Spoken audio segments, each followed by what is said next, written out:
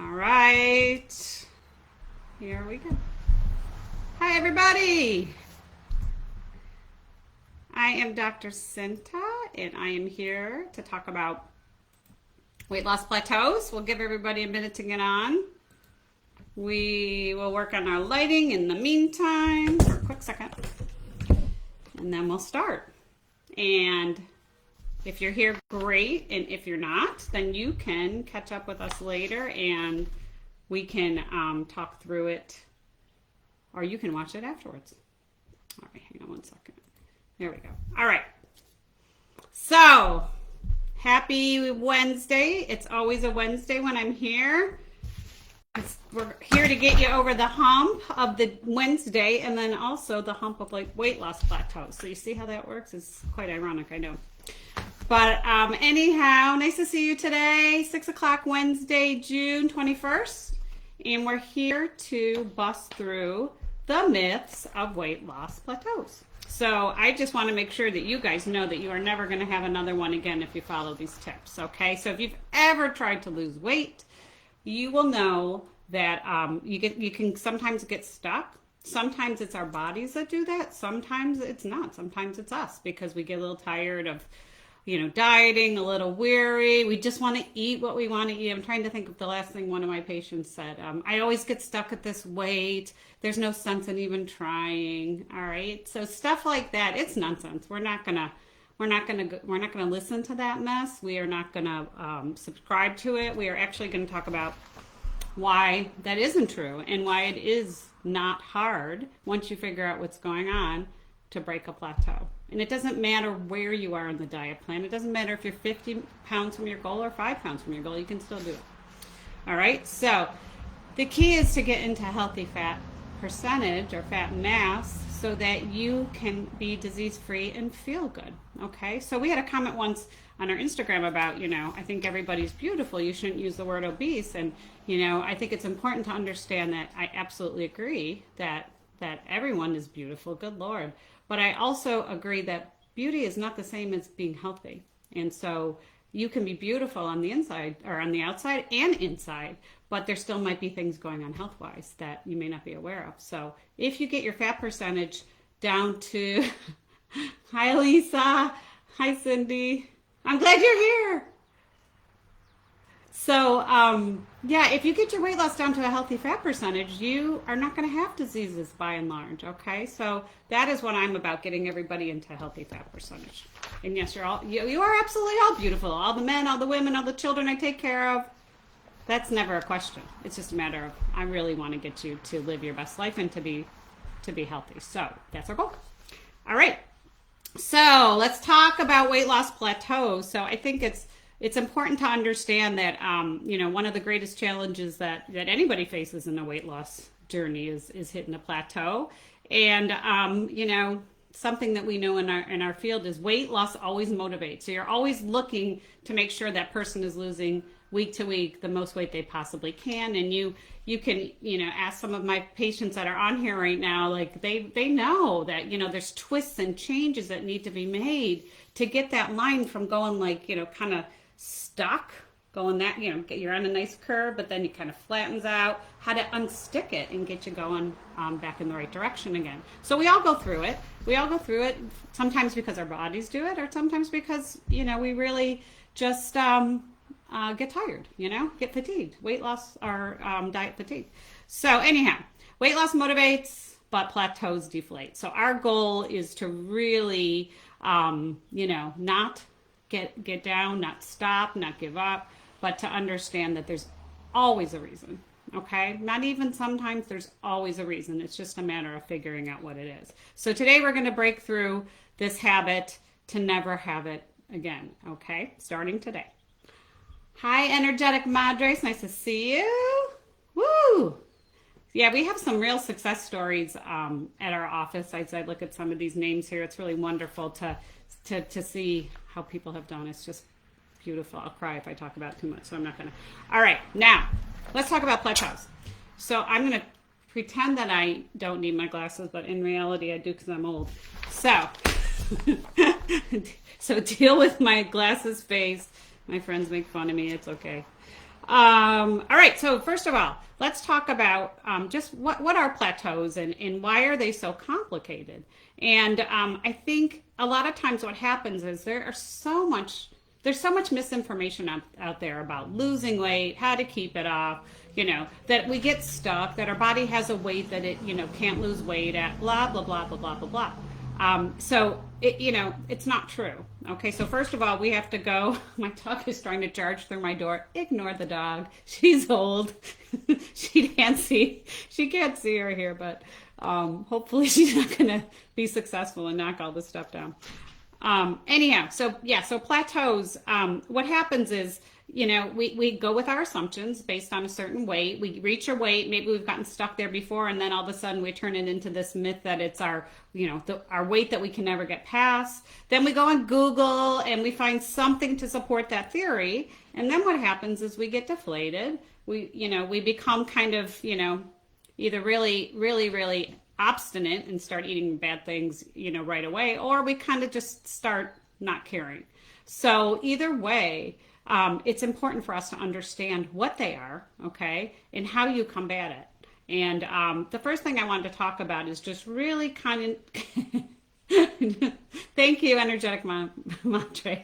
I need to not look over here because this is too funny and I'm going to say focus, so stop it. All right. So basically, let's talk about the correct assumptions, first of all. I think it's good to just sort of understand where to begin when you start a weight loss journey, what things are true, which things aren't, okay? So first of all, if you've ever heard the term, it's just calories in and calories out. So those of you who are on here, is that true? Those of you who know me, those of you who have been through this process, is it just calories in, calories out? Or is it something a little bit more complicated? I'll give you a second to answer that. But I will tell you, okay, seconds up. I will tell you this. It's not just calories in and calories out. I think that was oversimplified a long time ago and busted a long time ago. We know that it is not just the calories. Yes, all right, there's one no, there's another no. Absolutely, you guys are so smart. Calories in and calories out is an oversimplification, and I believe it's oversimplified because, there's always been shame about having weight issues all the way back to the time when people were like, skinny minis with a waist of 19 for the women, and the men were nice and thin and healthy looking. At least they drank a lot and smoked a lot back then. But either way, there's always been a stigma with it, and we talk about stigmas in other areas. This is one that's never gone away. So anyhow, we kind of have always put that mantra out there that it's just about calories. How many times have you guys ever heard from your own doctors that you just got to eat less and exercise more, right? Just eat less and exercise more. It is absolutely not the model for how to lose weight, especially when you get stuck. It has nothing to do with eating less or exercising more. So we'll talk about that. All right, so calories in, calories out, it's a lie.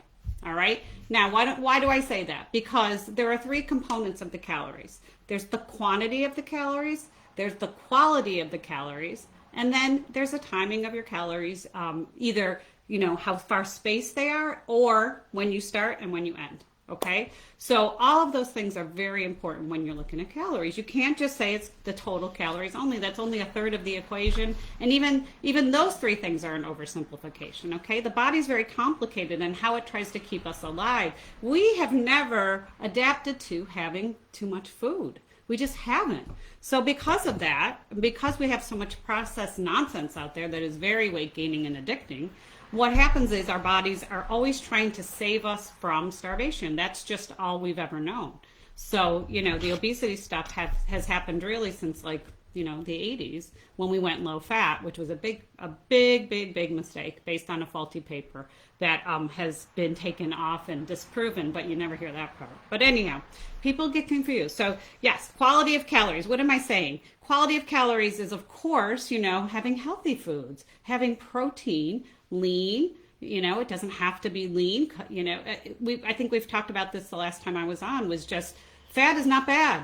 It's just there's certain fats, trans fats, that make food shelf ready, and fat that is, in our popcorn that we get at the theaters, those kind of things. There's certain fats that are not healthy, but by and large, even saturated fats have been proven to be mostly good. Actually, probably all good. So, so anyhow, so quality of calories is important. So if you're, okay, I just have to talk about this. I'm sorry. just humor me for a second. Remember the Hostess Twinkie diet? I don't know if you all heard about this. I can't remember. It's probably about, I don't know. I'm lost with time. Maybe about 6 years ago or something. They said that this guy ate Twinkies for like, I don't remember how many weeks, and he lost weight. So they were just trying to prove, it's the most ridiculous thing I ever heard, that you could eat Twinkies and lose weight. Okay, well, I'm going to tell you right now, if they did a body composition on this guy, he would have lost a lot of, probably all muscle or a huge chunk of it, and gained fat, you know? So it has everything to do with the quality of what we're eating. So again, you want to kind of stick with protein. I am a big believer in animal protein. I don't understand this, but you know that we have polarizing views. There's some people that believe only protein, nothing else in your diet, vegetables, fruits, no, no, no. And then there's all the way down to vegans. And the answer is somewhere in between. But I think it's really hard to get the protein needs. You can do it vegetarian, but it's very, very hard vegan and to be healthy. It just takes a lot of work. So we talked before, it turns into carnivores and you end up really struggling. So quality of calories is important. Hostess Twinkie diet, that's just a big lie. All right, now quantity is important, but if you're doing something like a ketogenic diet, it's not the quantity. It has to do with the carbs because you're going into ketosis and you're trying to squeeze the fat cells out. Okay, so even that disproves the calories in and out myth. Okay, so the quantity is important, but it's not the be all and end all. And then the third thing is timing. And so, as I said, it's the timing when you start and finish. Okay, in general, unless you're doing intermittent fasting, you want to start earlier, and you want to start earlier and finish earlier. Okay, that's the way our bodies were made. If you eat later and you start later and you're not fasting, or you eat a little in the morning and then you just keep eating all into the night, you're going to gain weight. So the body's not equipped for that. So the best thing to do is, unless you're doing intermittent fasting, which I love and I have a lot of people doing, if you're not doing that, then you want to eat when you first get up, and you want to kind of eat every 3 hours until, I would say 7 o'clock, 8 o'clock latest, and then be done. Okay, so timing definitely matters. All right, yes, more complicated. That is true. I read an article that was talking about putting trans fats in your body is like putting plastic wrap in your body. If you guys really knew all the crap that's in the food that, gets touted as healthy, you would die. You would die. I mean, that's a whole nother discussion. So recently in the news, some guy ate nothing but McDonald's for 100 days to try and lose weight, and he made his 50-pound goal crazy. Right. But I would love to have checked his blood work. I would love to have done his body composition before and after. I'm going to tell you right now, he had a ton of fat. He probably had terrible cholesterol. He probably had inflammatory markers that were through the roof. These are all things we don't talk about, but that's what happens when you eat that kind of food. But so the weight loss, that means nothing. He probably, you just don't know. Probably had the same issues that movie called Super Size Me, that gentleman had. If you recall, if anybody had seen that movie, it was, he became obsessed, depressed, and addicted. All three of those things happened. And they followed him through the course of 30 days of supersizing every meal. And he ended up, his liver tests went up. His doctors were freaking out. His cholesterol went through the roof. He was exhausted. He became, he gained, in this case, he gained, I think, 50 or 60 pounds in the course of 30 days. And it took him about a year to get it off, working very, very aggressively. He was a vegetarian. So very, very interesting. Yes, McDonald guy on today's show, what an ass. I didn't say ass. All right, I can't even read this. That's crazy. Okay, on to the next. So, too funny, you guys. All right, so here's what we need to do. So when you first start, now that you know this, now that you know that, it's not calories in and calories out, you want to take your calories, you want to get the best form of calories, and it doesn't matter what plan you choose, as we've talked about before, choose what will work for you at this time. That's what you're going to be most successful at. So if you've been good with keto in the past, and you think you're ready to do it again, as we talked about before, get all the right foods in your fridge and do the keto plan. and count your carbs. Okay, in that case, calories is not part of the equation. It's carbs, carbs, carbs. Okay, so anyhow, okay, now I do think it's very important to know what your starting point is. So a lot of people, when they start a plan, they'll say, you know, I think I should be losing 2 pounds a week because my husband was losing that or my friend was losing that doing this particular plan. We're all very different, okay? I think the first thing to figure out is, what is my basal metabolic rate? If you don't have a scale or you don't have a fancy machine to calculate that at home, then the best thing to do is go to the link, and hopefully we'll post this. It is garnethealth.org/news/basal metabolic rate calculator. So that is actually, we'll post this link. So that actually, if you go to it, you enter your age, your height, your weight, and height, weight, age, and one other thing, I think. Okay. No, yeah, your height, and first it's feet, inches, then your weight, then your age, and it will spit out the appropriate basal metabolic rate. Now that is the calories that you're burning without any movement, without anything. So what you want to do then is you want to take that number and you want to, you know, depending on how active you are, add, like, I usually will add somewhere between 300 and 500 calories to that number to come up with the total energy expenditures. But you need to have a starting point. And then when you're doing just a calorie only based plan, then this is what you this is how you can figure out how much you'll lose, you know, depending on your calories. This is what you choose to do. You want to put you want to be able to take whatever that total number is. So the number from that link. Cindy, can we put that link up somewhere? That would be great.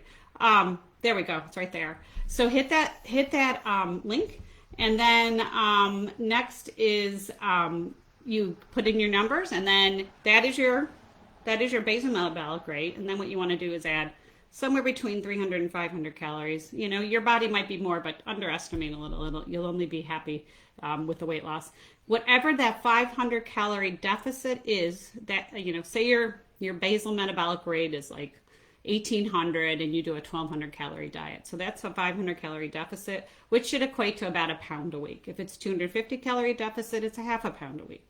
If it's 1,000 calorie deficit, your BMR is, your total energy expenditures, I'm sorry, not your BMR, total, is 2,200, and you decide to do 1,200, you're going to lose 2 pounds a week. Okay, on average, and that's, you know, we're talking about at the beginning. Now, as you look at this number, the basal metabolic rate, you got to understand that as you lose weight, that number goes down, okay? And as you age, that number goes down. Those are both factors in the equation.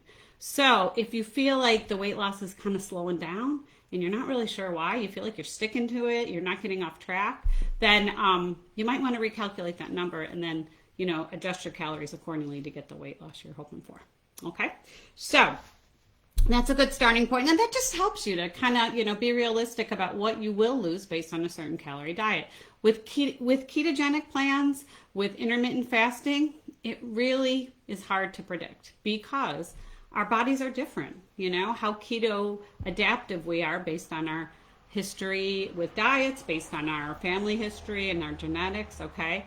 So with that, we just have to kind of just see how it goes and adjust as we can and just make sure we stick to the total carbs or stick to our time that we need in order to be able to get the weight loss we're hoping for with ketosis. Okay. Hi, you're back. It's nice to see you again, Elisa. We've been talking about very interesting things that I don't know if you know. I think you might know a lot of it, but not all of it. All right, so let's keep going. So that's what you start with. Other factors to consider as you're first starting a diet, and I know we're talking about plateaus today, but I want to just make sure you get set up for success, because a lot of what frustrates people on plateaus is assumptions that they make that are incorrect. You know, like I can lose 10 pounds in the first week because my husband did. Men are very different than women, and some men don't have good metabolic rates. I've got some guys that have really horrible metabolic rates because they don't have really good muscle mass. So that is really what it's dependent on. So we're all very different, and you just have to do the best you can based on what you've been given. All right, so we already talked about that. We talked about ketogenic diet and intermittent fasting. Both of those plans are based on ketosis, okay? You arrive at ketosis in two completely different ways, but it's the ketosis that gives you the weight loss. So basically, just real briefly, when you're not eating any kind of carbs or you're fasting, you're actually burning the fat cells, and you're doing it in intermittent fasting based on our body's concept that if we don't have food coming in, that we need to switch to fat burning so that we don't lose muscle to live. And then based on getting rid of our glycogen stores of glucose, and then once we do that with a ketogenic plan, then we burn fat cells. So both of those things are ketogenic and working off of ketones and stuff. All right, hope I'm making sense. Hi, Mary. How are you? All right, nice to see you, Mary. Okay, so once we get going, what starts to contribute to plateaus? Okay, so you figure out what plan you're going to do. Okay, you go get the things you need. Always plan ahead. It's always going to make success better. The other thing that will make success better is tracking your food. It always does. 50% more weight loss if you track, people. So do it. Don't tell me I can't do it. I hate doing it. Oh, it's terrible. And you don't have to do it. You don't have to do every single thing that you put in your mouth, but at least if you can do some of it, it's better than doing none of it, because a lot of tracking is not about counting, it's about behaviors and finding out what those behaviors are. You can't, oftentimes know what you're doing wrong if you don't start tracking and seeing things that sneak in. Okay. So, all right. So first of all, once we get going, how can plateaus start to happen over time? Well, the first thing is, I think many of us don't know this, but something that happens to our hormones as we lose weight is critical to understand so that you don't get frustrated if you start to plateau. So a weight loss curve will typically look like this. You're going really fast, and then you kind of slow down, and then you can flatten out a little bit, and then you need to adjust. Okay. When I was first doing weight loss, I learned more I don't think this was really being taught. I actually talked to the gentleman who was in charge of the National Weight Control Registry. The Dr. Hill was his name. And, I said, what do you think about this? Should we think about doing something where we lose weight, then focus on maintaining, then lose weight and focus on maintaining? And he's like, I've done that before. And I really do think that sometimes people just need a little break period. But during that break period, they still document and follow the things from the National Weight Control Registry to maintain. And then they go at it again in a different way. So you can do that. There's nothing wrong with that. But I think it's important to understand that as we lose weight, according to this wonderful study done in the Biggest Loser competition, we find that hormones play a huge role in how we get to our goal and then how we maintain it. Okay, so what am I saying? Well, we have a lot of lessons in this talk today, so you may want to come in, go out, whatever, stay. I'd love it for you to stay, but there's a lot of concepts I want to bring home because they all contribute to plateaus. Okay, so hormonally, when we lose weight, 3 things happen, and they're all bad. Okay, for our bodies hormonally. The first thing that happens is, because we lose some muscle, okay, even if we are really, really good about our protein, we still will lose some muscle. Think about it. If you lose 50 pounds and you're not carrying a bag of dog food around with you, or whatever 50-pound thing you can think of, maybe a grandchild or whatever, or a child, that is no longer going to require you to have as much muscle mass as it would if you were 50 pounds lighter. So since muscle contributes to metabolism, as we lose muscle, we actually have lower metabolism. So that kind of stinks, right? So, and that's one of the reasons why I mentioned that it's good to go back to that BMR equation and just throw that number in again, so you can kind of understand, like, here's where I probably am based on my height and weight now and age now. So that also tells you a little bit about why we lose weight so quickly when we're young and why it gets harder and harder over time.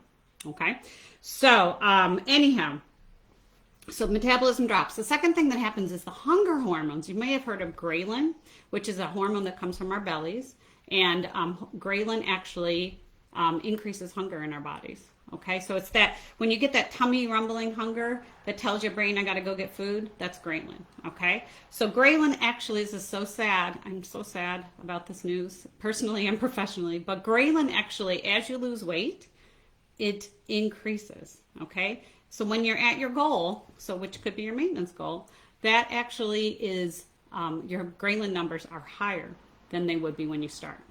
So you see how our body just tries to protect us from starvation? It's always going to try to fight back to our set point weight. And, we'll do a Facebook Live about maintenance sometime soon where we can really, talk deeply into this. But ghrelin makes you hungrier and you have to fight against it.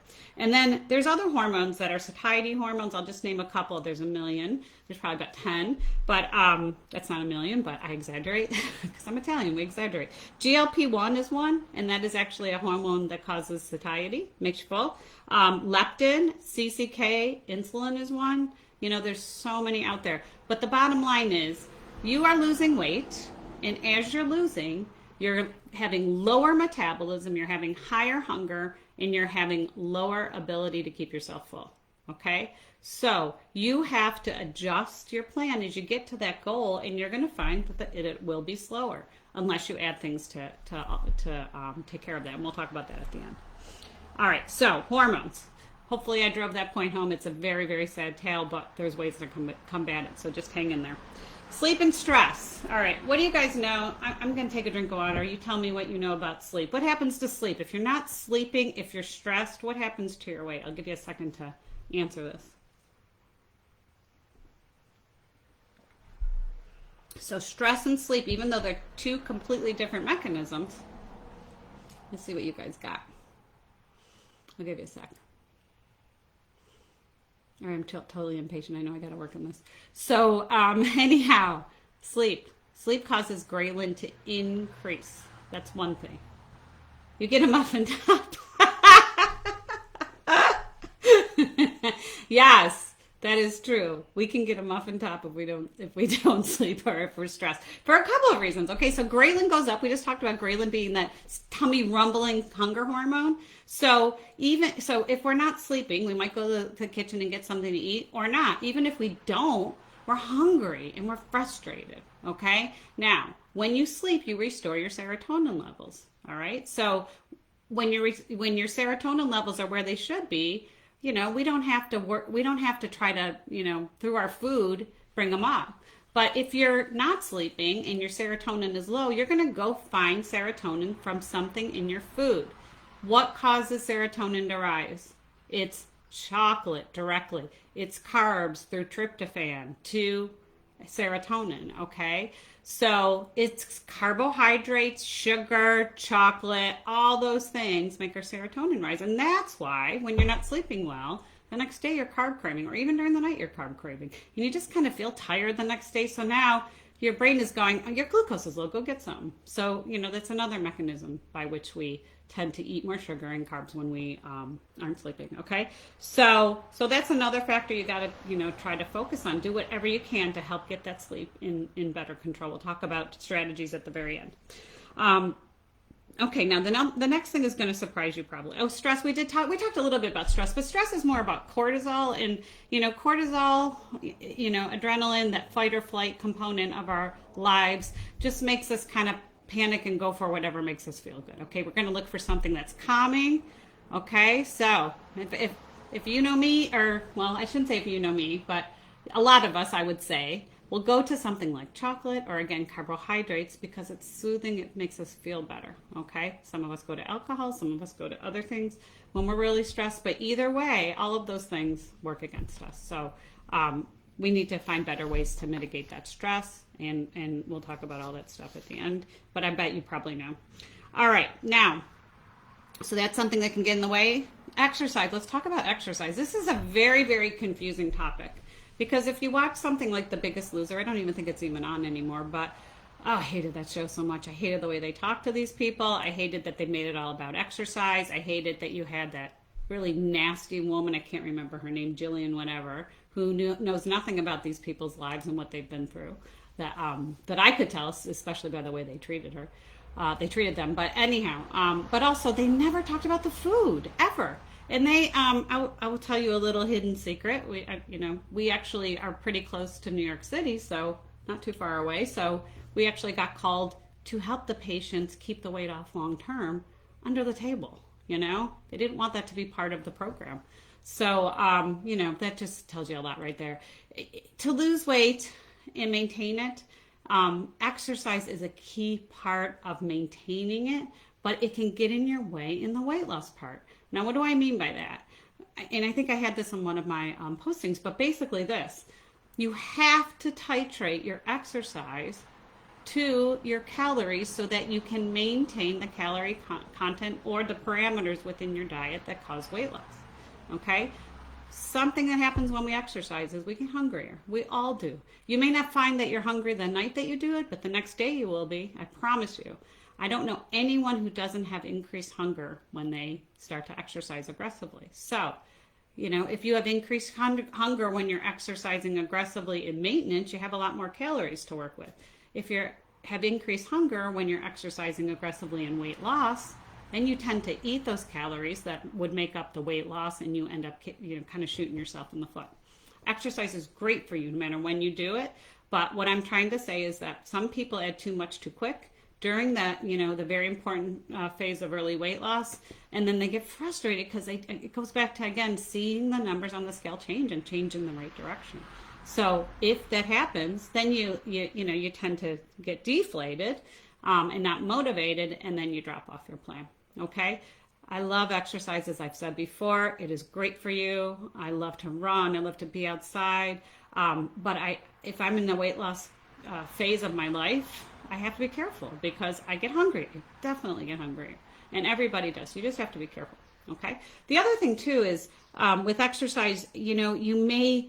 our brains, and I'm not saying this happens to all you angels out there, but, the bad people who lose weight, they tend to feel like they should be rewarded. And so what happens is they're like, oh, I did this, so now I get to eat this, It's not how the body works. You don't get to make up, 500 calories because you burned 500, okay? Maybe you have a little more wiggle room, but it's maybe about a quarter of whatever it says on that machine or on your Apple Watch or whatever else you're using to track exercise. So don't put too much emphasis on the exercise part for the weight loss, but definitely in maintenance, it's a critical part of maintenance. All right, hopefully that helps. Okay, so muffin top without good sleep. If we don't sleep, we get up and eat a jar of Mrs. Richardson's hot fudge along with crunchy peanut butter. Yeah, I get it. Believe me, I do. It's hard. It is so hard to get that quite right with exercise and hunger. All right, so we talked about that. Another thing that can, contribute to plateaus is, believe it or not, our bodies can actually get used to certain plans. Okay, so if you've ever done like a ketogenic plan, done like a keto or Atkins plan, something like that, what you find is like, you may be being so good and you're being really careful and you feel that you're sticking to your 20 grams of net carbs in the induction phase, and then the body starts to kind of go with the weight loss. And there's a couple things that can be part of that if you're doing that type of plan. Well, it can be definitely related to the fact that your body is kind of like, oh, I know this. I'm trying to keep her from starving. I'm going to kind of control how fast I release the fat from the fat cells. Okay, so that can definitely be part of it. Another thing that's part of it is carbs are addicting. You have one cracker or one anything that is carb related on a keto, and you just threw yourself out of ketosis, and now you got to take a couple days to get back on. So anyhow, it's really important to understand that the body may kind of fight you on certain plans over time, and then that's a good time to kind of take a step back and say, all right, am I being as perfect as I think I'm being? Because sometimes when I dive deeper into this, when people tell me they're doing everything right and I have them track for, a week and bring it back, it's different. Either they lose weight because they're tracking and they were maybe not remembering or lying. It doesn't matter. Either way, there were things that we found out. And so they weren't being as perfect as they thought. That happens quite a bit. The other thing that happens is their body can, as I said, get used to it, and we might have to switch it up a bit. So maybe add intermittent fasting or, kind of go into maintenance for a period, like a month, and then attack it again, or attack it with a different plan. Maybe switch to calorie, based. Either way, we got to sometimes trick the body into not getting used to certain plans. Okay. All right, let's keep going. Finally, okay, actually there's a couple more before I say finally. There's three more. Number one of the three is liquid calories. What do I mean by liquid calories? Give me an example of liquid calories. And then I'll tell you some of mine, my little liquid calories that maybe I will, maybe I won't. We'll see. So I think in the summertime, before I let you guys answer, I'll just give you some things that I'm seeing in the rooms recently. So it's summertime. It's so beautiful here in upstate New York. And and you know, we get a lot of snow where I live, and alcohol, but not my problem. Yes, alcohol. And it is absolutely true. That's what I was going to say. So we get snow a lot. We have darker days in the winter. Everybody loves this weather between, you know, May and even all the way up to December. It's just a great time to live here. It's just, it's beautiful. We have beautiful summers, beautiful falls. Winters are pretty. And then it all goes to hell. But anyhow, alcohol, yes. People are on their boats, they're drinking, you know, they're at parties, they're drinking, everything's outside. It doesn't get dark till, you know, 9:45. We're seeing a lot of that. So sometimes we don't really, we're like, oh, I'm drinking a Truly and, you know, it's only 90 calories or whatever. But how many Trulies did you have? Did you have 500? Or I mean, 500 calories, which is just, you know, 4 or 5. You know, that's not unheard of for some people, and that can add quite a bit of calories. Now, if you're doing beer, so much worse. If you're doing, you know, sugar-sweetened beverages, now we're talking about, you know, seltzers that are not sugar-free, Gatorade, energy drinks, sodas, sweet tea, all that stuff can add up calorie-wise, and it doesn't make us full. That's the worst part. So I think one of the reasons why sodas are so dangerous is they actually have high fructose corn syrup, which never hits the satiety receptors. So you could easily, you know, drink 10, you know, you drink 2 20-ounce bottles of Coke and you're not feeling that 500 to 800 calories in that, you know? So anyhow, it's important to be careful. And swamp juice. What's swamp juice? I've never heard of that. Smoothies. Smoothies are very good. Good options that are healthy liquid, not the bad stuff. So let's see what else. I would love to know what swamp juice is. That sounds so interesting. Yeah, you know, alcohol. I have a love-hate relationship with it. You know, I like wine, and in the summertime I like a little beer. I try to drink light. But you know, we're really getting into our culture with my kids, and we're learning a lot about some of the recipes of all my grandparents who were all born in Italy, and so there's a lot of wine where we come from, and you know, I love the way it complements a meal. But here's the other thing: so you got the calories of the wine. So yes, I'm telling on myself. But you also then you're disinhibited, so you're not paying attention to your calories anymore. You know, you're getting into the meal, you're having a good time. Someone's pouring it when you're not looking. You know, you're pairing wines with certain foods you're eating. This is my life anyhow. When we get together with friends and family, so you just have to be careful because it's calories of whatever you're drinking, and then it's the disinhibition where you're not paying attention, so that the food calories are coming in more. So be careful of liquid calories. All right, that's that. You guys were great on that. Okay, wait, there's a liquid calorie that's really, well, it's no calories, but it's really good for you, and it helps with weight loss. What am I thinking about? So it's liquid that is really helpful for weight loss that we don't drink enough of sometimes that can affect our weight loss. Let's see who's going to get this one. If you come to my practice, you know I ask you this every single time you come in. Yes! Water. Water, water, water, water, water, water, water. Okay? It is such a huge part of the mechanism of fat disposition out of your body. Okay? Here's the other thing. Cold water causes your metabolism to increase because it has to warm it up to body temperature in order to do what it needs to do to function in your body. So, it's everything. Water is everything. 64 to 82 ounces unless you have some type of restriction. Don't go above 120 unless you're exercising really aggressively because you can knock your sodium down and feel awful. Okay? So, good job, guys. I'm proud of you. All right, so water is something you got to pay attention to too with liquids, and you got to make sure you're getting enough. All right, 64 to 96. Perfect. Energetic. Madre. Perfect. Okay, so let's talk about diet fatigue, and then we'll talk about how to fix these problems, okay? So, what is diet fatigue? So, diet fatigue is when you're like, oh, I'm so sick of this. I just want to eat what I want to eat. That skinny girl over there gets to eat what she wants to eat. My kids can eat what they want to eat. My husband or boyfriend can eat whatever he wants to eat. I'm the only one who ever diets ever in the world. Oh, poor me. Okay? I don't know. That might have been dramatic, but that's my world. So anyhow, so you have to be so careful about the stuff sneaking in, and it's almost always carbs or sugar or unhealthy fats that sneak in, or alcohol, those kind of things we already talked about, that start to sabotage our diet. Okay, and we don't even know it. It's so easy to go back to old behaviors without realizing it, because it's just what we've done in our life, and it starts to cycle back again, even if we're in a place where we've been very good for a long period of time. So that's part of diet fatigue.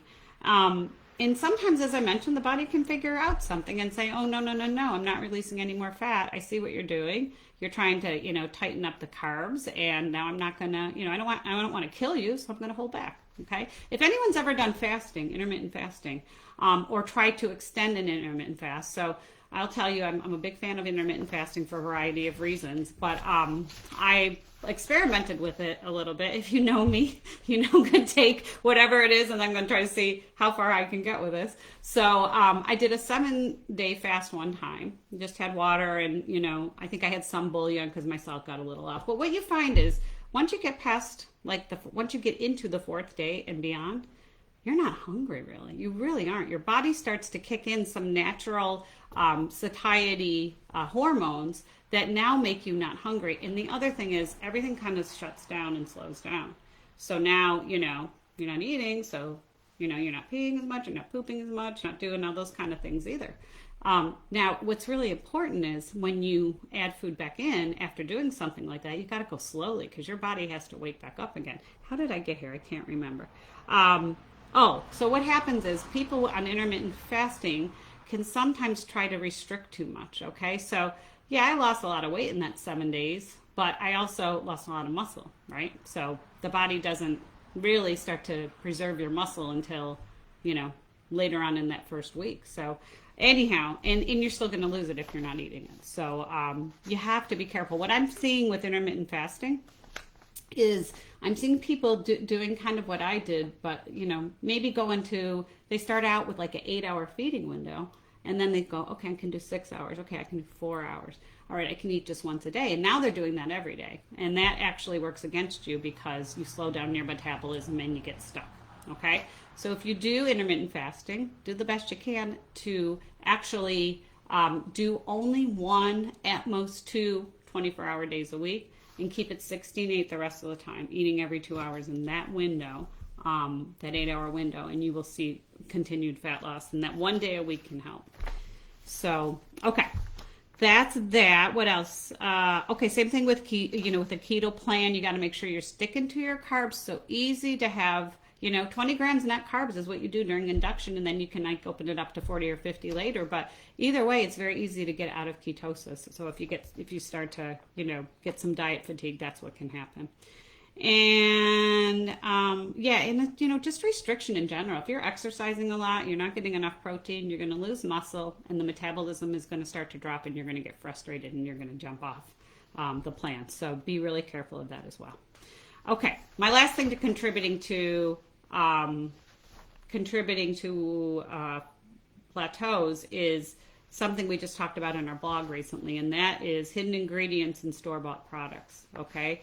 So if you're doing, first of all, did you know that there's over 120 words for sugar that isn't detailed in the nutrition panel as sugar? It's something that looks like something that's not sugar. Is the food industry against us, or are they for us? Do they want us to be healthy? Doesn't sound like it if they're hiding sugars, 120 different names or more. So when you're getting store-bought products, be really, really careful about reading and understanding what's in there. If you have any questions, check out my blog that I just did on that. There is definitely no comparison between medical grade meal replacement products, which have much higher standards. They have to go through rigorous testing. They have quality standards. They can only use certain types of protein, higher quality, a little more expensive protein, but it's better and it's more muscle sustaining, okay? So be careful of that. If you find, I have one patient, and probably 2 or 3 patients actually, but one in particular who I just saw the other day, who every time she starts to go off and buy the stuff from, you know, whatever, BJ's or Costco or Walmart, she starts to gain again. And then she's like, I don't know what I'm doing. I don't know what I'm doing. And then I start to, you know, ask her like, okay, what are you having? Tell me the name and where you got it, blah, blah, blah. And, you know, she, as soon as we switch her back to the medical grade, she loses again and gets down to healthy weight. So bottom line is, if you can afford them, do medical grade. We have them on our website now. I'm so happy we've been able to offer this now. We haven't been able to do it up until like the last, you know, year. I think there's a link right there. Thank you so much, Cindy. And if you want to get some of these Robar products, which are amazingly delicious and really, really good and very well tested, they've been around a long, long time, this company. It's called now New Directions, but just go to that link on our website and they will send you, I think, I don't know what shipping cost is, but I know it's very low. And the products are really reasonably priced and they're very, very good. Even if you just do 1 or 2 a day on your plan, it's going to be very helpful. All right. Yes, read labels. It's so important. So important. And then the blog that I did on meal replacements and the difference between that and store-bought, thank you so much, Cindy. The link is up there. It's not about losing weight. It's about knowing if you want to lose that weight that you are changing your nutritional regimen for life. Yes. Yes, yes, yes. Amen to that. This is about eating healthy for life. This is about being healthy. Okay? It's not about, I mean, if you want to do it because you want to look better, that's fine. But at the end of the day, what you're trying to do is not jump on this roller coaster of crap that they're feeding you, both on the internet, both through your doctors. I mean, sadly, before I did Obesity Mess, I didn't know anything about this stuff. We're not trained about this stuff in general family practice medicine. So it's really crazy when I do my family practice boards, which I just finished, and find out that there's not a single question about nutrition asked, but we certainly know how to put people on a lot of meds when they have chronic diseases, right? So anyhow, it's important for us to, you know, really be able to be smart, to take the information that we get from people who are going to be out there telling the truth and are doing it based on their own experience with doing this for a very long time. I don't even know how many tens of thousands of patients I've seen at this point, but enough to be able to tell you what's real and what isn't. Okay, so that's why we do these Facebook Lives. All right. Yes, thank you so much for posting that blog. All right, let's keep going here. How's it going? You guys having fun? I hope you're learning something. I hope so. All right, next thing. All right, that is all the reasons. Now let's talk about how do we fix a plateau, okay? Because we hear, don't we, that there is a weight that everybody hits that they can't get past, and that's just what their body does. How many of you have heard that? Maybe from a doctor, maybe from something you've read, maybe from a friend who you think is a very knowledgeable person with weight loss. Because this is something I think is very funny. A lot of times people will come in and say, well, my friend said, and she's always losing weight, that, you know, blah, blah, blah, blah, blah, right? Yes. And then you're like, well, what's your friend's, you know, where does she get her information? Oh, she's just always losing weight. Well, did you ever think that she's always losing weight because she's maybe not doing it right? I mean, has she ever kept the weight off? And you know, really, does she look healthy? I mean, you know, so anyhow, just be careful where you get your information, okay? So much more information out there that's just a big lie to sell stuff. We post our links to what we have so that you have the opportunities, but I am not here to sell you products. I'm here to educate you on how to lick this once and for all. Okay, again, plateaus are a big part of it. Okay, so plateaus are always fixable, right? Elisa, yeah, you heard it. I know. It's like, no, you can't get past it, can't get past it. Yeah, absolutely you can. It's always fixable. Always, always fixable. And the problem is you have to figure out which of those things that we mentioned earlier is causing you to plateau. And then you can address it and then you can fix it. But if you remember anything today that I said, understand that plateaus are always fixable. Okay, so many different ways we can do it. Let's talk about how we do it. Number one. Okay, well, first of all, let me just step back for a second. It's really important that you take a look at those things that I mentioned. Go back to it. Okay, all those things that can cause problems, and start tracking your food, your exercise, your sleep, the timing of your food, your stress, your hunger, your satiety. Go back and recalculate your metabolic rate on that site when you lose weight to see what you're burning. Now, all those things are going to help you figure out what is it that is causing me to, plateau, okay? And once you figure it out, you change it. That's all. All right, so the first step is just making sure you understand what is the thing that is the main factor driving your plateau. All right, now, if it's an issue of quality, quantity, and timing of calories, like I said, document, write it down, break down the calories, carbs, protein, calories, and fats, and which of these factors is contributing to my lack of success. Generally speaking, we tell people try to get, if you're just trying to lose weight and you're not exercising aggressively, cut your weight in half in pounds, and that's how many grams of protein you should get to support your muscle as you lose. Now, if you are like energetic madre and you're like just exercising a lot because that's what you love to do, then that's what you should do, but you need to go higher on the protein, okay? Now you can start going closer to like 0.75 times percent or 75% of your weight. So before we said like half your weight, maybe go up to 75. If you're like a really heavy duty, weightlifter, you can go up to 1 gram of protein per pound of body weight, but you got to just be careful not to go too high, especially if you have any kind of kidney issues, okay? So I generally tell people, half your weight in protein when you start to lose. As you increase your exercise, maybe go up to 3/4 of your weight, okay, in grams of protein. So that will help you support your muscle mass as you lose. You're going to lose muscle no matter what. As you lose weight, it's just inevitable. Right? We talked about if you're carrying a 50-pound bag of dog food around, you're going to need more muscle. Or if you're carrying a small child around, you're going to need more muscle if you're doing it all the time. So if you lose some, it's okay, but you want to try to keep it minimal. All right? So quality, quantity, and timing of calories. Timing we talked about. This includes like when you start to eat, when you end your meals, okay? Generally speaking, if you're not doing intermittent fasting, you want to eat early and you want to finish early, okay? That's what our bodies are made to do. If you're eating late at night, and it doesn't matter. Like some of the people that are my worst are my people who only eat once a day.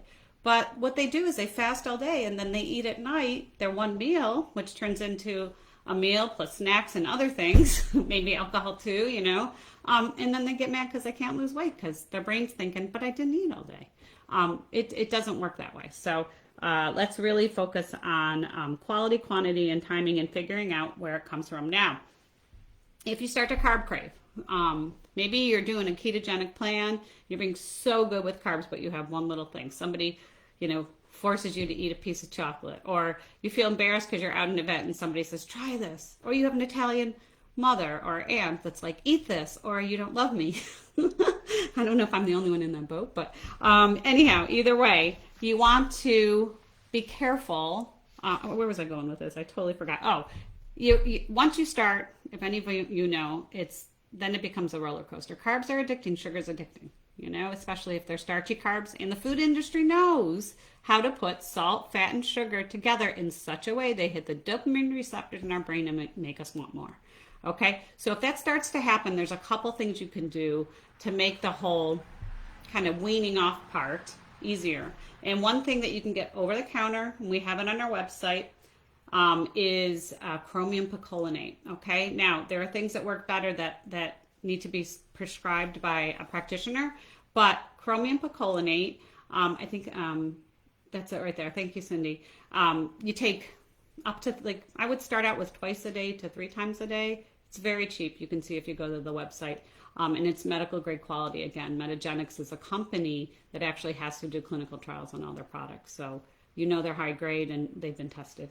But either way, this can help with cravings, and it can make the whole weaning from carbs process a lot easier than if you just go cold turkey, and you can get that keto flu and all that kind of stuff that goes along with that. So you can use some chromium. Some other things that we write for, I'll just tell you, that can help with this part of it are a medicine called topiramate, which works very well, but you have to kind of start low and go slow on it. It has some side effects.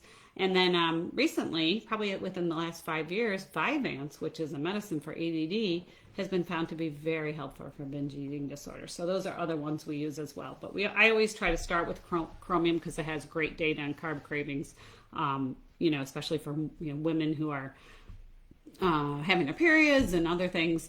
Works great for that. Okay, so that's that. Now let's talk about metabolism. So we already talked about this, but we said, metabolism drops, doesn't come back. Okay, it doesn't come back unless you gain the weight back. So once you get to your goal, you got to know, what that BMR number is and know what your kind of maintenance calories are going to be.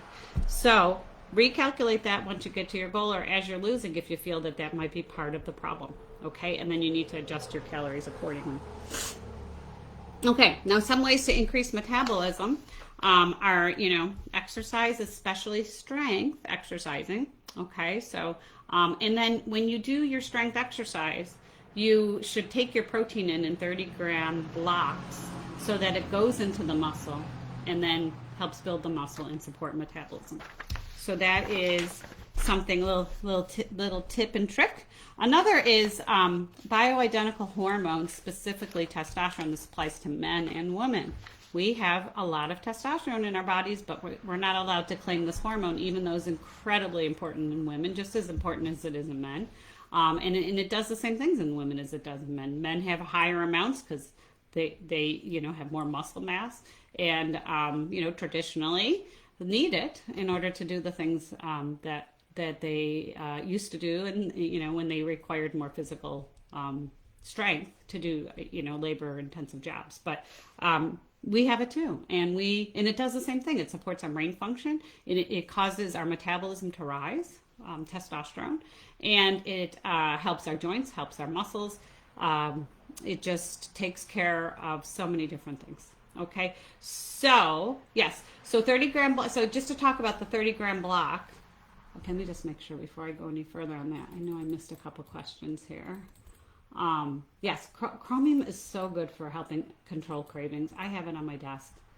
I hide it, but if I'm having a rough day and I don't want to be eating chocolate all day long, I'll grab some chromium, and it does work. Okay, yes, good job with the protein. Energetic Madre. We can also talk about the 3-bite rule. That is true. We'll hit that in a minute. I love the 3-bite rule too. Okay, why don't we just hit it? So 3-bite rule is just, if you crave something, just remember this. Now, it doesn't work for foods that are your trigger foods, but if you have one bite of it, your receptors in your brain that want that hit, get pretty much full, but not all the way. Second bite, takes care of the rest. Third bite, it might as well be broccoli, because now this hit that you're trying to get dopamine receptor wise isn't going to occur. So you can have 3 bites of anything as long as it doesn't trigger you to eat the whole bag or the whole box or whatever. Okay, so I think I got that, and let's keep going. And then chromium, we talked about that.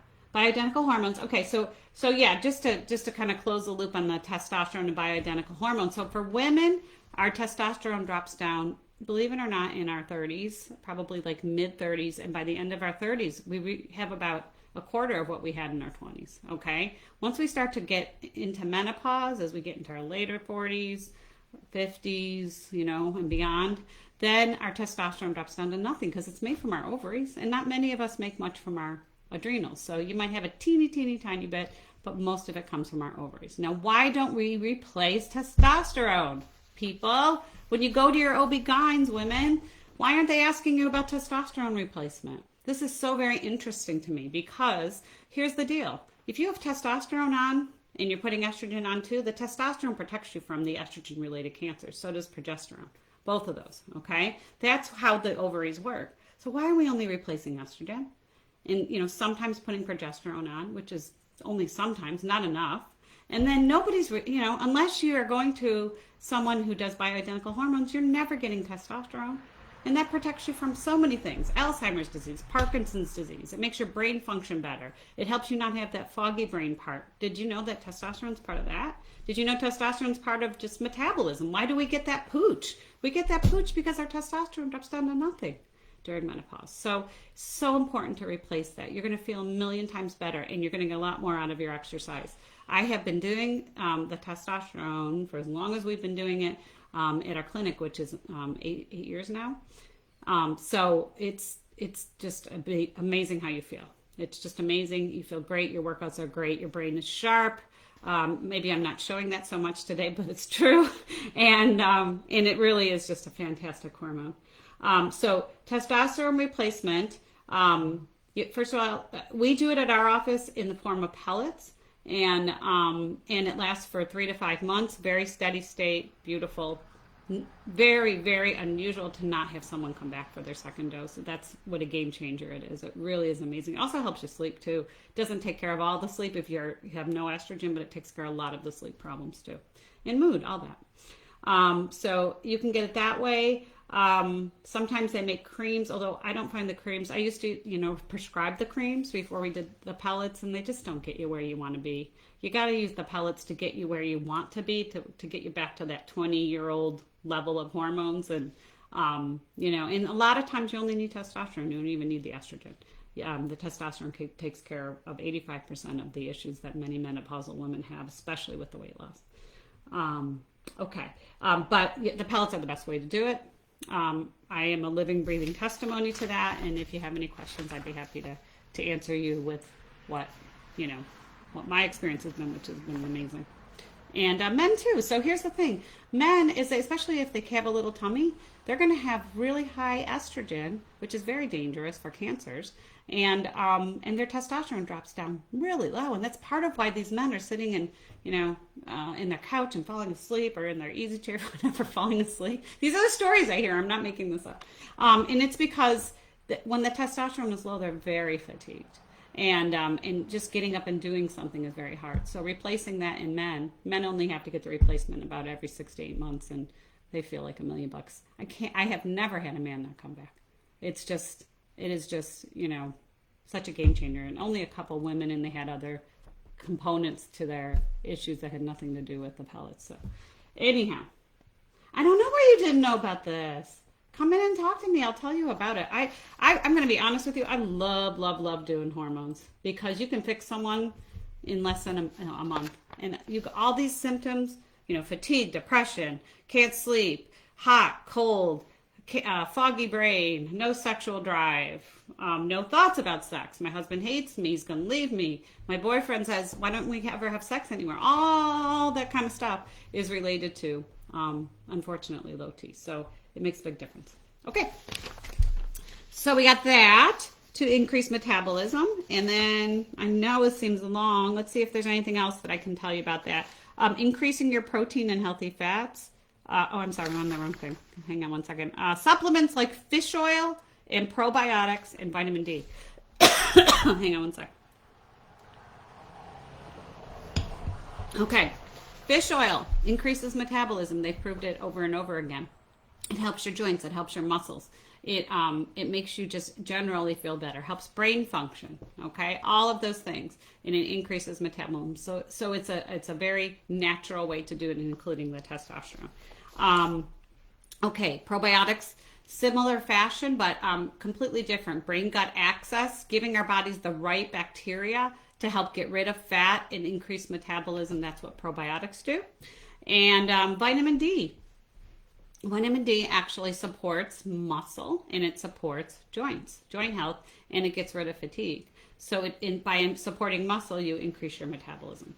So again, all of these products we have at Metagenics. If you can, the good thing about Metagenics is if you get them on our website, you get a 20% discount and get shipped to you as long as you meet their spending requirement. And it is just, and you can get monthly shipping. I do all the stuff I'm telling you about right now. I take vitamin D, I take a probiotic, I do fish oil every single day. I do their multivitamin because it's awesome, and those are my things, and I love it. I love the way it makes me feel. And you know, I have chromium at my desk, so if you're at my office and you're like, "Can I try your chromium?" I'll give it to you. I do it all the time. All right, how much vitamin D? So, you know, vitamin D, you know, it depends where you live, but you should always, always, always, always get your vitamin D levels checked, okay? We don't pay enough attention, and it is critical. I'll give you an example from me. My vitamin D has been riding right where I like my patients to be, between 50 and 100 in the bloodstream. Why there? Because when you get above 50, your immune system is functioning the way it should, okay? When you get above 100, I think that even there we're fine for a while. They've had people get above 500, and then of course the higher you go with your vitamin D, your calcium can increase. You can run into all sorts of other problems. So in general, keep your D in your bloodstream between 50 and 100. So depending on where your starting point is, I tell people where we live, because we don't get a lot of sunshine in the winter months, that you need 5,000 just to maintain wherever you are, and sometimes 10,000 to get there. Or another example is 50,000 a week to maintain, and twice a week to get there. Okay, but in general, immune system functions the best, and best for weight loss when you keep your levels between 5 and 10,000. And we have very cheap vitamin D through Metagenics, and it's very good. Mine is 80, and I know it's always scary to say these kind of things, but I haven't been sick in a couple of years now, and with a cold or anything. And my energy is great. I'm still running a lot. I've not had joint problems as I go through life, so it's just wonderful. So you got to really focus on that. It is an underrated muscle for sure, or vitamin for sure. Okay, and then the final thing is to raise metabolism. The lipotropic injections that we have, if you're not part of Syracuse, you can look and see who does them in your area. You want the ones that have MIC, which is methionine, inositol, and choline. That combination increases the fat release from the body, and it actually increases metabolism. So, and they're compounded with B vitamins, which give you great energy. So that helps as well. All right, next thing is hunger. So if hunger's an issue for you, you probably have heard about Wegovy and Mounjaro and Ozempic. A whole lot of weirdness going on with these drugs. We do have compounded at our office. It is great. It is safe. It is reasonably priced. I think we have the lowest price in town. It's about $350 a month, just so you know. And they really do help with hunger very nicely. Now, we did very well before these drugs came out with just phentermine and diethylpropion, and Contrave is still available on the market. Qsymia, which is phentermine and Topamax combined. But my favorite is just phentermine and then combining it with something else the way I want to with the right dose. So that works really well. And phentermine increases metabolism too. So, okay, and then finally, for hunger, you need to time your meals right so that you're not getting hungry. Sometimes people are hungry because they're going too long without eating. Okay, so be careful of that. Increase your protein and healthy fats, because that actually causes satiety. Okay, so, there's so many great links here. So make sure you check out the links. If you go back to this video and take some time to look at these, and then you can have all the information you need to get past the plateau. All right, sleep, stress. We talked about that, I think. You really got to work on your sleep. We just recently did an Instagram post on that. There's so many times when someone's not losing, they hit a plateau. All I do is talk about sleep. I put them on something that helps them, fall asleep, or we talk about sleep hygiene and really, force them to work on that. Not force them to work on that; they didn't come out right. But we make it a priority as we during the times that we meet, to really just see how they're doing with that, because there's so many distractions now, especially with cell phones and blue light, that kind of thing. But that could make a big difference as far as weight loss. And then some things we use to help with that are melatonin. You can get that over the counter. Never go higher than 10 milligrams, or never go higher than 5. If you go 10, you actually turn off your natural production. So no more than 5, I always tell people. Magnesium helps. And then I will tell you something that, again, is part of Metagenics, which is just an awesome product that we use a lot of, with, especially in this day and age, and that is something that they have called Benasom. I'm not sure if we can link that somewhere, but it has a couple of very natural things: melatonin, magnesium, and then valerian root, which is a wonderful herb to help calm and help people sleep. I've used that at different times in my life, especially if I'm going someplace where the time zone's different or I'm just having trouble falling asleep, and it works great. Okay, so that's it. And then the last thing is diet fatigue. And we talked about this a little bit, but if diet fatigue is your issue, switch to something else. Okay, so switch to, if you're doing something calorie based, maybe think about switching to a ketogenic plan or intermittent fasting. Okay, little changes like that can help just get you unstuck and move your weight down again, which motivates you, which makes you keep going. Okay, and then the other thing can be just go into maintenance. Okay, calculate your total energy expenditures through that link. See what your maintenance numbers are. Add 300 or 500 to that number to get your maintenance numbers. And then focus on, thank you so much, Cindy, for that. Focus on just maintaining that calorie number. So, maintaining your weight loss, and you don't have to get so crazy. Give yourself a chance to kind of ramp back up. And when you're ready, you can attack it again. There's nothing wrong with maintaining during a weight loss plan as long as you're not going up. Okay? So that is another way. And then the other thing is just, take your plan and vary it. This is the third thing. So the first one was switch plans. Second one was focus on maintaining for a while and give yourself a chance to, get ready to go again. And the third one is just vary the plan. So if you're if you're doing something that's like ketogenic, so this is a good example, I think. Some people are really strict with the 20 grams of net carbs, and then they're afraid to go higher because they think they're going to gain. Well, actually, if you go higher for a couple days, maybe go open up to 50 and then go back down to the 20, you're going to totally confuse your body and you're going to see some really good weight loss. Okay, so that's another one. Whew! All right. I don't know what time it is, but that was long. Oh my God, 7:15. I'm sorry, I was long-winded. All right. Are there any questions you want answered? And then we'll do a quick little myth busting. Any questions? Let's see here. Okay, Cindy sent the link for the testosterone. She sent the link for the Metagenics for the Benasom, which is a killer product. I haven't seen anything like that outside there. And then there was something else. Oh, what's up with the oh my gosh. This is getting weird, Lisa. All right. What's up with Ozempic suing the compounding pharmacies? I'm trying to follow this and make sense of everything.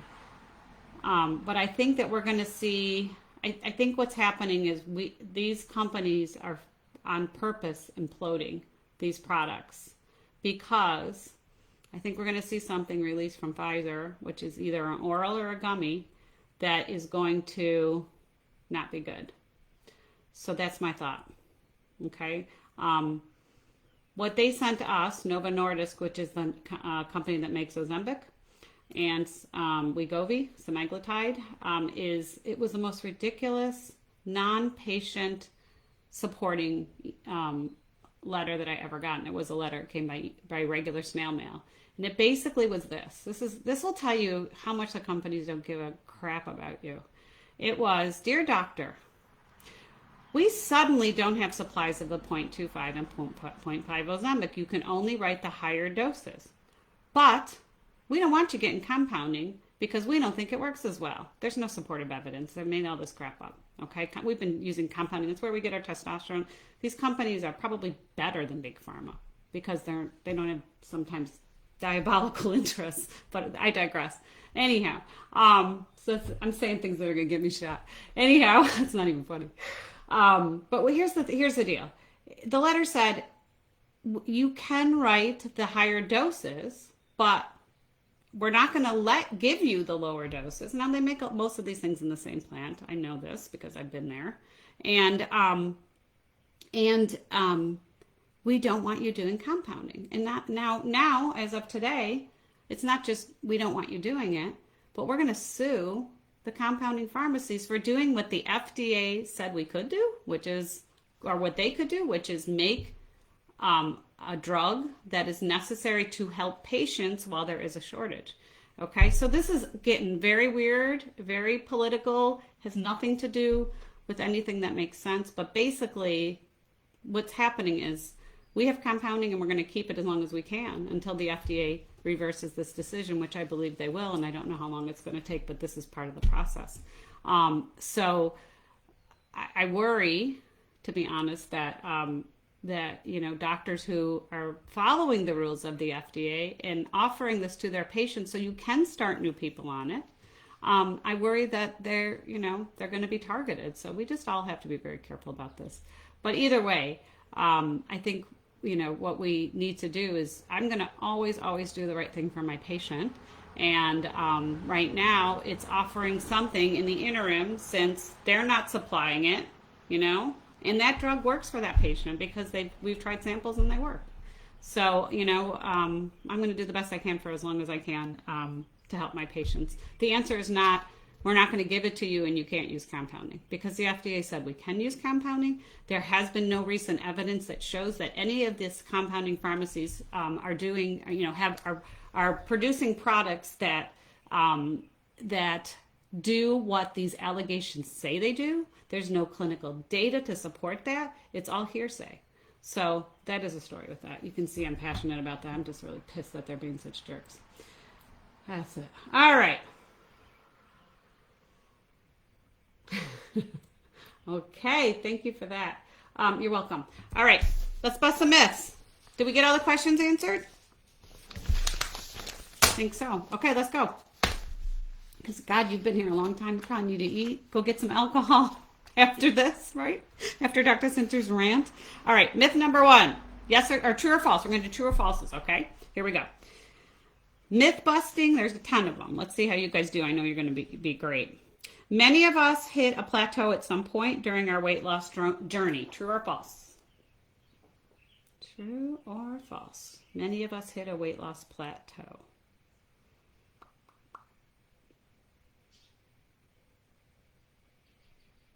That was kind of an easy one, you guys.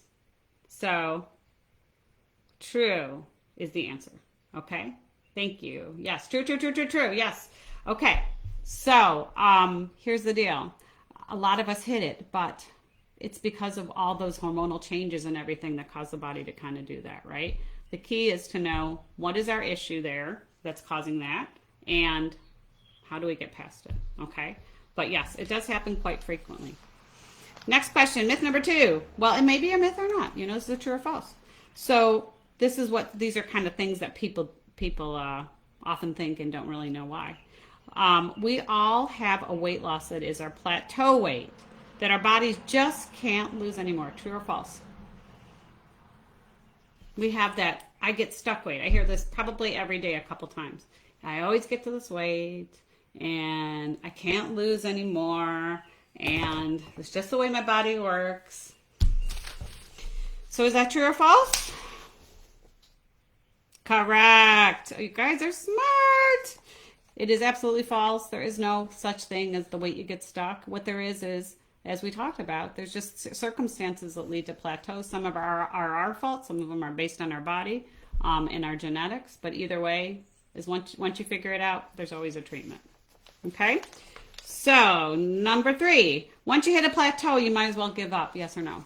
True or false? Not yes or no. That's different. A, B, or C? No. True or false? So you are correct. False. As we said a couple times now, as I've said, it really is important to make sure you figure out what the issue is. Go back in this recording and review those again and see which is your issue, and then address it in the ways that we talked about. Okay? All right. So number 4, and I know you guys are going to get this one right. If I add more exercise, I can bust through my plateau. True or false?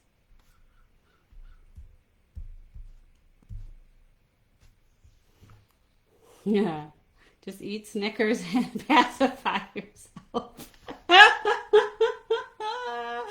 You're killing me today, girl. False. Correct.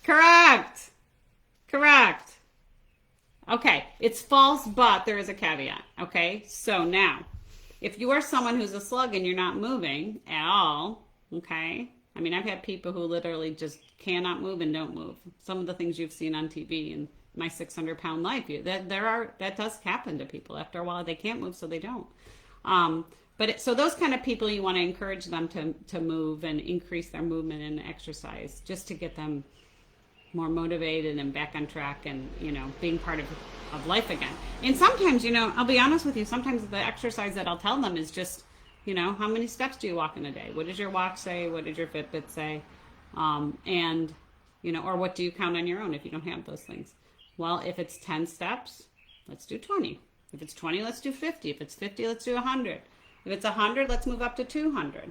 My goal is to get everybody up to between 5 and 10,000 a day, but you got to go slowly with people who aren't moving much. So that is the only time that exercise helps. Otherwise, it really, really ends up working against us because, sadly, of the hunger that it creates, especially if it's too early. Now, if you add it at the right time in the plan, where it's just enough to, motivate you, keep you going, make you happy so you're not carb craving, help you sleep better, because all those things matter, then it can be true.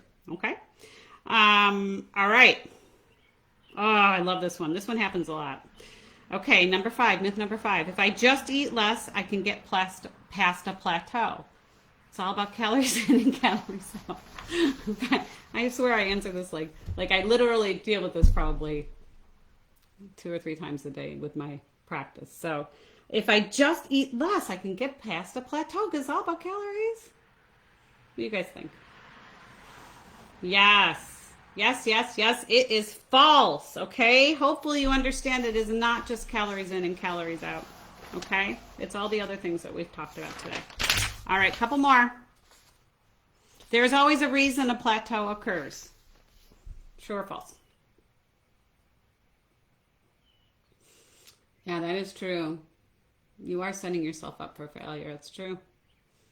That's a very good point. So there's always a reason that a plateau occurs. True or false? True. That looks French, the way you wrote that. True. Exactly. There's always a reason. There's always a reason. Tell your friends there's always a reason. If they start to, get frustrated and start spewing the stuff about, I always get stuck here, this is my weight, nonsense. They just have to problem solve it and they have to work through it. All right. 4 to go. The content of my meal plan doesn't matter as long as I stay at or below my calories. True or false? Doesn't matter the content. I could eat Ho-Hos, I could eat Snickers bars, I could eat McDonald's, and I can lose weight. Doesn't matter the content. As long as I hit my calories. Correct. That's a lie. We already talked about that. Quality, quantity, and timing. And that is that. Good job. Okay. Number 8. My metabolism drops as I lose weight. True or false? Does metabolism drop as we lose weight? I'll one up that. Does metabolism drop as we lose weight and age? Because it's the same answer. Yeah, it does. I know, it really stinks. Really stinks. It does. It drops for men too, I mean, it's just they have more muscles, so they're still able to eat more. It's just not fair. But it drops. And it drops as we lose weight, and that's why you have to keep recalculating what your total energy expenditures are so that you know how much you can eat to maintain where you are or lose. All right, 2 more. My hunger does not change as I lose weight. Yes or no? You guys all are crushing this true false. I don't think anybody got any of these wrong so far. Apparently, you like to listen to someone spew for an hour and a half. But this is good stuff. And this is important, you guys, especially if you've been doing this for, made a living out of trying to lose weight and not, gotten to your goal. And, these are the kind of things that if you just implement, you'll get there and you'll stay there. All right, so my hunger does not change as I lose weight. It's false, right? because we know that ghrelin, which is a hunger hormone, increases, and CCK, insulin, GLP-1, leptin all decrease, which would make us full. Okay, now here's the there's an even sadder story, and that is that these hormones, when you gain the weight back, if you do, never return to where they were when you first started losing. They always are worse. And this is why yo-yo dieting is such a bad thing to do. Okay, I'm sorry. I don't want to end on an unhappy note. We'll go to number 10 and then we'll end on a happy note.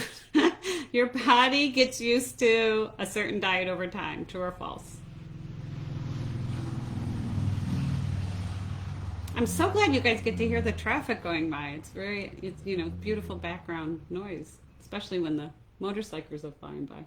All right, your body can get used to a certain diet over time.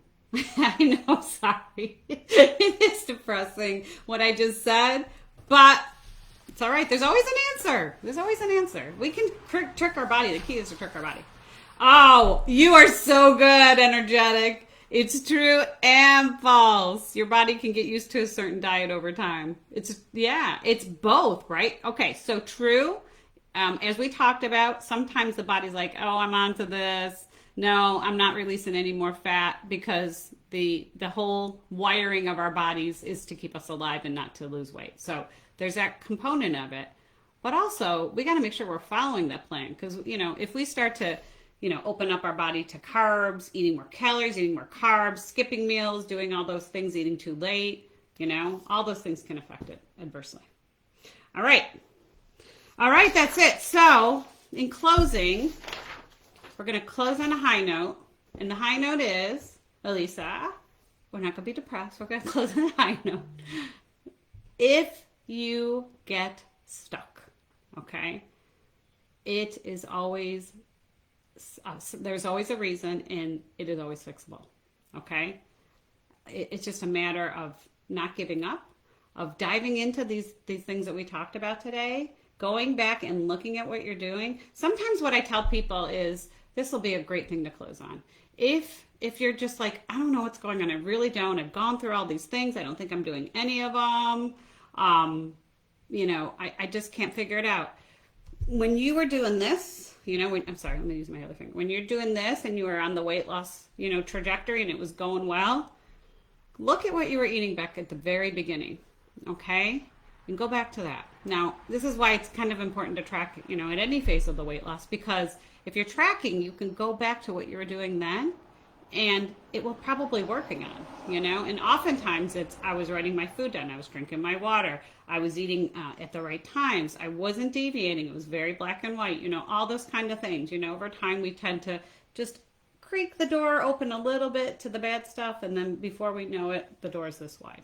Okay, so anyhow, that is that. So I think I have talked your ears off, and I think I'm done. So I just want to say thank you for everyone who joined. If you think this is valuable, then please send it to a friend or, anybody who you think might benefit from this material. And I would love that. It would make me so happy to see more and more people getting to their goal and getting healthy. That's what I'm all about. If you want to get medical grade products, or at least just try a couple and see what you think, it's available on our website through these links. If you want to add some of the supplements we talked about,